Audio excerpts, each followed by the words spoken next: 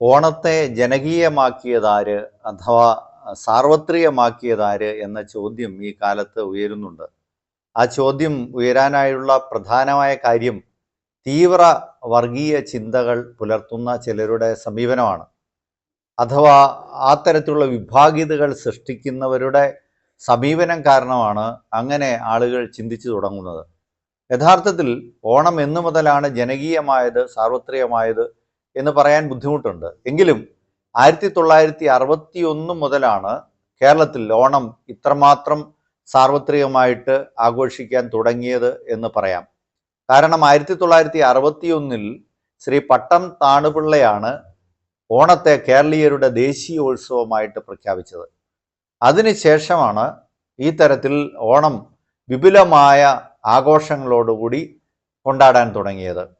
ഇനി അതിനു മുമ്പ് അപ്പോൾ ഓണം എല്ലാവരും ആഘോഷിക്കുന്നില്ലായിരുന്നോ? അത് തീർത്തും മതപരമായ ഒരാഘോഷമായിരുന്നു എന്ന ചോദ്യത്തിന് നമുക്ക് വിഭിന്നമായ ഉത്തരമാണ് ലഭ്യമായിട്ടുള്ളത്. കാരണം പ്രത്യേകിച്ച് ക്രൈസ്തവരെ സംബന്ധിച്ച് പറഞ്ഞാൽ 1599 ഡയംബർ സിനഡ്, ഉദയംപേരൂർ സൂനഹദോസ് എന്ന് പറയുന്ന ഒരു സൂനഹദോസ് വിളിച്ചു കൂട്ടപ്പെട്ടു. അത് ഭാരതത്തിലെ ക്രൈസ്തവ വിഭാഗത്തെ നവീകരിക്കുക എന്ന ലക്ഷ്യത്തോടു കൂടി പോർച്ചുഗീസ് മിഷണറിമാരുടെ നേതൃത്വത്തിൽ നടത്തപ്പെട്ട ഒരു സൂനഹദോസാണ്. ആ സൂനഹദോസിന്റെ ഡിക്രിയിൽ, കാനോനയിൽ കേരളത്തിലെ, ഭാരതത്തിലെ നസ്രാണികൾ, ക്രൈസ്തവർ ഓണം ആഘോഷിച്ചിരുന്നു എന്ന് രേഖപ്പെടുത്തിയിട്ടുണ്ട്. അപ്പോൾ ആ കാലത്തിൽ 16-ാം നൂറ്റാണ്ടിൽ തന്നെ, അല്ലെങ്കിൽ അതിനു മുമ്പ് തന്നെ ഓണം ഈ തരത്തിൽ ജാതി മതഭേദമന്യേ ആഘോഷിച്ചിരുന്നു എന്നതിൻ്റെ സൂചന അതിൽ ലഭ്യമാണ്. എങ്കിലും അന്നത്തെ ആഘോഷത്തിന് വ്യത്യാസമുണ്ടായിരുന്നു. കൂടുതൽ മതപരമായിരുന്നു എന്ന് തന്നെ നമുക്ക് പറയത്തക്ക രീതിയിലുണ്ട്. രണ്ട് തരത്തിലുള്ള വീക്ഷണങ്ങൾ ആ കാലത്തിൽ ഉണ്ടായിരുന്നു എന്ന് വ്യക്തമാണ്. ഒന്നാമത്തെ കാര്യം എന്ന് പറഞ്ഞാൽ ഹൈന്ദവ വിശ്വാസത്തിനോട് ചേർന്നിട്ടുള്ള കാര്യമാണ്. അത് അധർമ്മം അതിൻ്റെ ക്ലൈമാക്സിലെത്തുമ്പോൾ വിഷ്ണു അവതാരമെടുത്ത് അധർമ്മത്തെ സംഹരിക്കും എന്നുള്ളതാണ്. അങ്ങനെ വാമന അവതാരത്തിൽ വിഷ്ണു എത്തുന്നു, മഹാവിഷ്ണു എത്തുന്നു എന്നുള്ളതാണ് ആ കാര്യം. അതുകൊണ്ട് ഓണം വാമന ജയന്തി ആയിട്ടാണ് ആഘോഷിക്കപ്പെട്ടിരുന്നത്. അങ്ങനെ കുറേയധികം സ്ഥലങ്ങളിൽ അതിൻ്റെ ചരിത്ര അവശേഷിപ്പുകളുണ്ട്. ഇന്നും അത് തൃക്കാക്കരയൊക്കെയുള്ള സ്ഥലങ്ങളിൽ അങ്ങനെ ആഘോഷിക്കപ്പെട്ടു. രണ്ടാമത്തേതാണ് കൂടുതൽ സാർവത്രികമായിട്ട് ആഘോഷിക്കപ്പെട്ടിരുന്നത്. അത് മഹാബലിയെ കുറിച്ചുള്ള ഓർമ്മ പുതുക്കലാണ്. അല്ലെങ്കിൽ ആ ഐതിഹ്യം, ഓണത്തിൻ്റെ ഐതിഹ്യത്തിൽ മഹാബലിക്ക് കൊടുക്കുന്ന പ്രാധാന്യമാണ്. മഹാബലിയെയാണ് അവിടെ പുകഴ്ത്തുന്നത്. അങ്ങനെയാണ് ഓണം മാവേലി തമ്പുരാൻ വരും എന്നുള്ള രീതിയിലുള്ള ആ ഒരു ഐതിഹ്യ ചിന്തയിൽ നിന്നുകൊണ്ടാണ് ഓണം ആഘോഷിക്കപ്പെട്ടിരുന്നത് എന്നുള്ളതാണ്.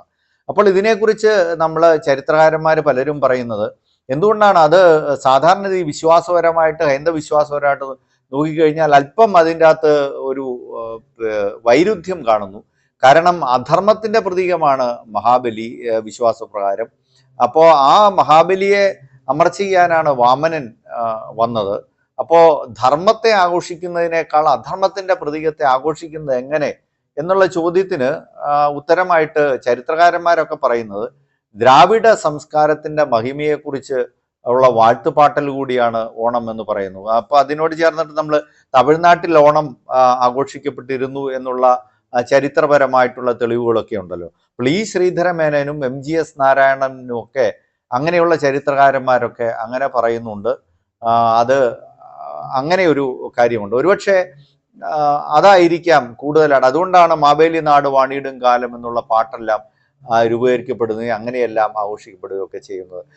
അതിനുശേഷം പിന്നീട് നമ്മൾ കാണുന്നു. എങ്കിലും കൂടുതലായിട്ട് ജനകീയമാകുന്നത് EK നായനാരും K കരുണാകരനും ഒക്കെ കേരളത്തിൻ്റെ ടൂറിസം വികസനത്തിൻ്റെ ഭാഗമായിട്ട് ഈ അത്തച്ചമയ ഘോഷയാത്രയൊക്കെ ആരംഭിക്കുകയും അത് പ്രോത്സാഹിപ്പിക്കുകയും ചെയ്യുമ്പോഴാണ് അത് കൂടുതലായിട്ട് ആളുകളിലേക്ക് എത്തുകയും ജനകീയമാവുകയും അങ്ങനെ ഓണം ഏവരും ഏറ്റെടുക്കുന്ന രീതിയിലേക്ക് വരികയും ചെയ്യുന്നത് നമ്മൾ കാണുന്നുണ്ട്. അപ്പോൾ ടൂറിസം പ്രൊമോഷൻ്റെ ഭാഗമായിട്ട് ഓണം എല്ലാവരും ആഘോഷിക്കുന്ന രീതിയിലേക്ക് വരുന്നു. അപ്പോൾ സാംസ്കാരിക ഉത്സവം എന്ന രീതിയിലേക്ക് വരുന്നു. അതിനുശേഷം പിന്നെ നമ്മൾ കാണുന്നത് ഇത് ശരിക്കും എല്ലാവരിലേക്കും, കുഞ്ഞുങ്ങൾ ഉൾപ്പെടെയുള്ളവരിലേക്ക് വരുന്നത്, അങ്ങനെ വരണമെങ്കിൽ കോളേജുകളിലും സ്കൂളുകളിലും അത് ആഘോഷിക്കണമല്ലോ.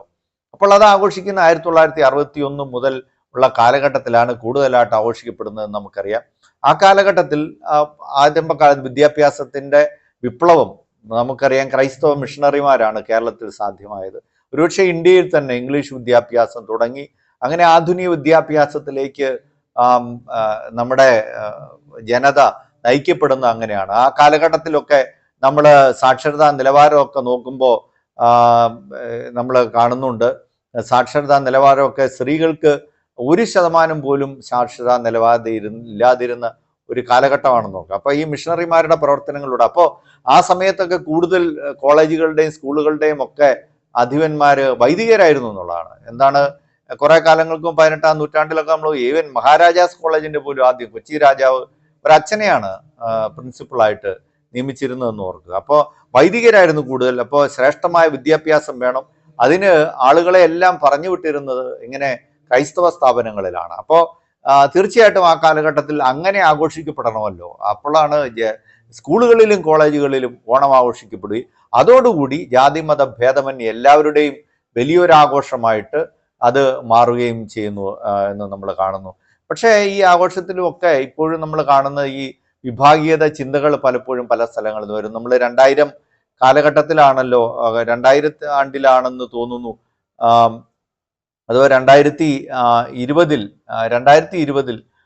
ഉള്ള ഒരു സംഭവം നമ്മൾ ഓർക്കുന്നുണ്ടല്ലേ. ചങ്ങനാശ്ശേരിയിൽ ഒരു സിസ്റ്റർ എങ്ങനെ പറഞ്ഞു, ഒരു CMC സിസ്റ്ററാണ്, സ്കൂളിൻ്റെ ഹെഡ്മിസ്ട്രസ് ആണ്, പറഞ്ഞു ഓണം അടിച്ചമർത്തപ്പെട്ടവരുടെ ആഘോഷമാണ്. വളരെ നിഷ്കളങ്കമായ രീതിയിൽ പറഞ്ഞ ഒരു വളരെ താത്വികമായിട്ടുള്ള ഒരു കാര്യത്തെ ഏറ്റുപിടിച്ച് വർഗീയവാദികൾ വരികയും സിസ്റ്ററിനെ കൊണ്ട് മാപ്പ് പറയിക്കുകയും ചെയ്തു എന്ന് ഓർക്കുക. അപ്പോൾ അവരുടെ ചിന്തയിൽ ഒരുപക്ഷെ ഇത് വാമനന്റെ ജയന്തിയാണ് എന്നുള്ളതായിരിക്കാം, അത് അവരുടെ ഒരു വിശ്വാസത്തിന്റെ കാര്യം. പക്ഷേ ഈ സിസ്റ്ററിനെ കൊണ്ട് മാപ്പ് പറയിച്ചു കളഞ്ഞു. അപ്പോൾ അത് അങ്ങനെയുള്ള വിഭാഗീയതകളൊക്കെ ഓണത്തിലേക്ക് കൂടുതലായിട്ട് വരുന്നുണ്ട്. പക്ഷേ എങ്കിലും ഈ കാലത്തിൽ അത് എല്ലാവരും അത് ആഘോഷിക്കുന്നു, അത് സാംസ്കാരികപരമായിട്ടുള്ള ആഘോഷം എന്ന രീതിയിൽ അത് മാറി. ഇപ്പോൾ നമ്മുടെ എല്ലാ വീടുകളിലേക്കുമൊക്കെ ഓണ സദ്യകൾ നമ്മൾ ഓർഡർ ചെയ്യുന്ന രീതിയിലേക്ക് വരെ കാര്യങ്ങൾ വരുന്നു. എല്ലാ ഹോട്ടലുകളിലും ഈ ഓണസദ്യയുടെ ഓർഡറുകളുണ്ട്.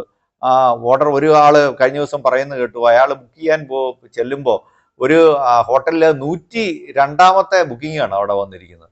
അപ്പോൾ എല്ലാവരും അതിൽ ഓണസദ്യ ഉണ്ട്, അതിൽ പങ്കുചേരുന്നു എന്നുള്ള ഒരു രീതിയാണ്. ഈ തരത്തിലാണ് ഓണത്തിൻ്റെ സാർവത്രികതയും സാർവലൗകികതയൊക്കെ വരുന്നത് എന്ന് തോന്നുന്നു. Subscribe now and press the bell icon. Never miss an update.